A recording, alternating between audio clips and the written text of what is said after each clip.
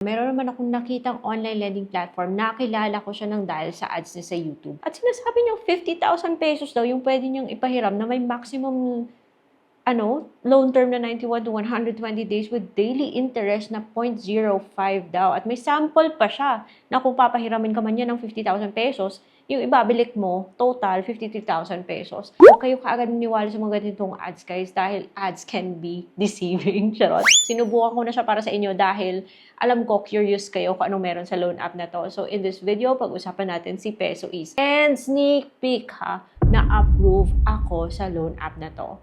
Pero, is it worth it? Keep watching. Hello everybody! Welcome back to my channel. It's Ate Red here at dito, loan apps po yung pinag-uusapan with financial literacy in mind. Yung gusto nating ma-achieve is tayo ay responsible borrower para mapunta tayo sa mga legit na mga loan apps. At hindi natin basta-basta sinasayang yung ating financial reputation sa mga loan app na, questionable. Yung wala tayong mapapala kahit na magpakapagod tayo sa pagiging good payer. So this video is not sponsored. It is based on my personal experience. Nakilala ko yung loan app na to nang dahil sa ads niya sa YouTube. So sabi ko, sige, subukan natin for your benefit. Ay, charot lang. Gusto ko lang palang isingit na yung sa likod ko is a fake plant. An artificial plant, if you like that too, nasa Shopee po. Meron tayong product sticker. And of course, dahil yung loan app na to ay nasa Google Play Store lang. So yung ginamit kong cellphone is my Samsung flip phone na mabibili din sa Shopee. If you guys are interested, meron tayong product sticker. Pero kung ayaw nyo, then let's move on. So yung loan app na to wala po sa iOS. Kung meron mang iOS, baka fake yan. So ingat-ingat lang po talaga tayo mga best. Kasi nang a-approve siya. Kahit nasabihin mo sa kanyang unemployed, student, housewife. Pero parang na-deja vu na ako sa loan app na to. Parang na-encounter ko na to. Mga nagsasabi na, Ate Ren, ang dami nyo yatang utang. Paano mo yung hina-handle? Hindi ko po sila sinasabay-sabay. Yung mga online lending platforms na obvious na ayokong utangan dahil hindi ko gusto yung terms, so hindi ko tinitake. Yung iba naman, I'm just thankful na hindi ako na-approve, pero hindi ko sila sinasabay. So last time, may nasubukan ako, parang ganito-ganito din ha. If you guys remember this vlog, parang ganito yung drama niya. Pero nabayaran ko muna yan bago ko subukan tong loan app na to. So hindi ko pinagsasabay-sabay yung mga utang ko, guys. Delikado yan. At hindi po maganda na marami tayong ina-applyan at the same time. So, ako na muna yung nag-try para sa inyo. Peso Ease Trusted Quick Loan daw under sa kay CMS Pot of Gold Lending Corporation. Alam niyo, binigay ko sa kanya yung phone number ko. Yung nag-send ng OTP is si Swift Leo ata yung sender na parang ganon din. So, yung nag-send din, nung tinry ko si Peso X. Meron daw siyang registration. Pero, chinek ko doon sa list of recorded online lending platforms, wala. Importante po na yung isang OLA ay na andun dahil OLA po to. Red flag na yan pag wala siya sa list of recorded online lending platform. Alam ko may iba sa inyo na curious pa rin kung ano bang meron sa loan app na to dahil yun nga nang a-approve nga. At na-receive ko kaagad sa GCash ko yung loan. Imagine. Binayaran ko kaagad guys tapos pinakancel ko yung account ko dito kasi sabi ko ayoko na. Bakit nga ba? So may mga hinihingi po siya mga permissions. It's the usual pero okay lang naman sana magbigay ng mga ganitong permission kung talagang legit yung loan app, Pero wait lang, panoorin nyo lang yung video na to para like I said, magkaroon kayo ng heads up. Baka may magsabi naman, wala naman yan sa Google Play Store. Ito po siya, kung sakaling wala man, nawala, then there must be a reason kung bakit siya nawala. Sabi niya, 3,000 to 80,000 pesos so yung pwede niyang ipahiram. Hindi po siya ng access sa aking location, nagpa-verification code siya. Pagkatapos mo ibigay yung phone number at yun, humingi ulit ng permissions na kailangan mo mag-agree para makapagpatuloy. And i-click mo yung apply now tapos mapupunta ka na doon sa kanyang form na kailangan mong fill outan. So, personal information. And syempre, you need to be truthful kasi pag gumawa, mali-mali yung nilalagay mo dyan at sakaling legit nga yung loan app na to, malalaman niya rin yun. Further below, hingi po siya ng email, work information.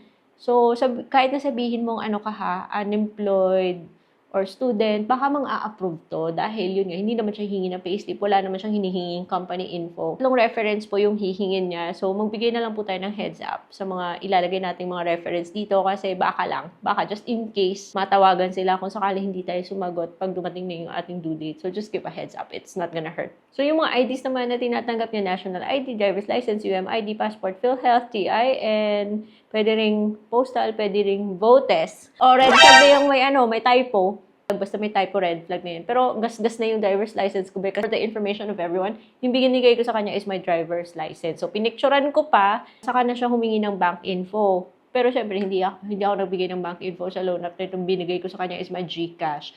Okay, so gasgas na yung driver's license ko, gasgas na rin yung GCash ko sa mga loan app, guys. Kaya dapat tapusin niyo yung video na to. Ang hirap kaya mag-try.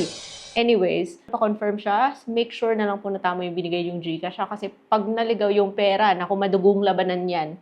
In 4, 3, 2, 1, lumabas yung offer niya ng 4,000 pesos. Sabi ko, parang na-encounter ko na to. At yun nga, last week, parang ganito din. Ganito rin yung drama ni Peso X. So, nung kinlik ko yung details, dalawa siyang terms, 7 terms, tsaka 2 terms, 3 terms. And each, interval is 7 days, which either of the two, hindi aabot ng 1 month. 2 terms, 14 days lang. Sa 3 terms, 21 days. Kailangan ko nagsisweldo ko weekly. Pero what if hindi, diba? Malalagot ka nito. So, say for example, sa 4,000, kung sasagarin mo yan, ang dalawang periods na yan, magbabayad ka ng 2,399, 2,399. Pero wag mo nang i-mind yung piso na yun na September 28, 2027 pa. Wow, bongga! I-waive nyo daw yan pag naging good payer ka sa dalawa mong terms. So sabi ko nga sa inyo, wag nyo nang pansinin yung pisong installment na yan. Drama lang yan. I was just checking the numbers. I wanted to see kung meron ba siyang upfront fee. At from 4,000, ang bilis ha. Hindi pa nga ako nakakapag-loan sa kanya. Nag-offer na siya ng 5,000. Intuitive. Parang psychic. Guys, syempre, natakot ako dahil ang laking amount ng 4,000 ha, tsaka 5,000. Laking amount na yan if ibabalik mo siya. If may pangbayad ka naman, 4,000, 5,000, pwede na yung pauntawid, especially if pets sa DP Ligro. But is it really worth it? Would you really risk your information for an offer tulad nito? Ako nagduda kasi like I said, di ba guys, parang may feeling na ako na tulad na siya ni Peso Is dahil copy-paste ni Peso Is, iba lang yung pangalan, iba lang yung sinasabing may hold ng license niya at iba lang yung kulay ng konti. Nag-try ako ng 1,000 lang kasi syempre kailangan naman nating i-complete yung experience. So na-curious ako. So nag-try ako dun sa 1,000 at dun sa 1,600 daw yung babayaran sa dalawang terms na yan. Pero take note, may fee siyang 150 ha. Or 125 ha. So 250 kung sakali man ikakaltas niya yun. When I checked the loan agreement, hindi naman siya para lang siyang template na generic. So nakakaduda yung mga ganito. Hindi po to auto-disburse ha. Kailangan mo talagang i-click yung click to get cash para may mangyari. Either ma-reject ka or matanggap mo yung pera. Kung hindi mo yun i-click yung click to get cash na yan, walang mangyayari. And hindi siya auto-disburse because pag click mo ng click to get cash, kailangan mo pa mag-selfie. Like that oh, kailangan mo mag-selfie. So nag-selfie ako pagkatapos kong i-click to get cash, pindutin yan, at humingi siya humingi siya ng rating. Ka naman mag-review ng magbibigay ng feedback kung hindi mo pa alam kung ano yung kung anong mangyayari, diba? Ano na siya, depositing. So sabi ko, wala na, yun na, approved na. So kung approve ka sa loan app na to, 30 seconds lang matatanggap mo yung pera. And sad to say, hindi po siya buo. May kaltas po. Yung 1,000 na tinry ko sa kanya, yun nga, sabi ko na nga, baka kaltas to eh. Kinaltasan niya ng 250, tapos na-receive ko yung 750 sa GCash ko, wala pang 1 minuto guys. Bilis, na-receive ko. Pero 1,000 yung loan, yung marireceive mo, 750, yung babayaran mo, 1,200. Plus the fee sa Eagle Wallet na naman yung lumabas, guys. Yung si Eagle Wallet, nung lumabas yun, nung binayaran ko, may additional pang 10 pesos. Biller fee, payment fee. So, 1,210, hindi po siya sulit, hindi po siya worth it. Red flag na yung wala siya sa list of recorded online lending platform. So, uutang ka pa rin ba kapag ganito na yung OLA? Hindi ako uutang sa ganitong klase mga OLA. Sayang yung information natin. Kung magbabayad ka on time, magiging good payer ka sa loan app na to, wala kang benefit na makukuha dahil hindi naman siya reporting to CIC. So, hindi siya nakakapogi points ng credit score. Wala siyang magagawang mabuti sa ating credit score. At kung sakali hindi ka man makabayad for whatever reasons that you may have, naku, sakit siya sa ulo. Kasi, who knows?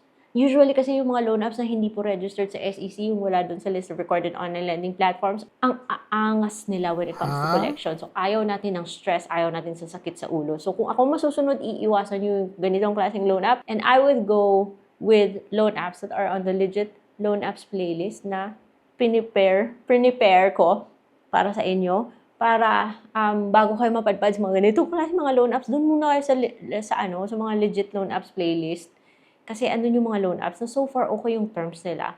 So, this video is not sponsored Wala po akong pinopromote na loan app dito. Yung pinopromote ko po is being careful. So that's it for today's video. See you on my next vlog. Bye-bye.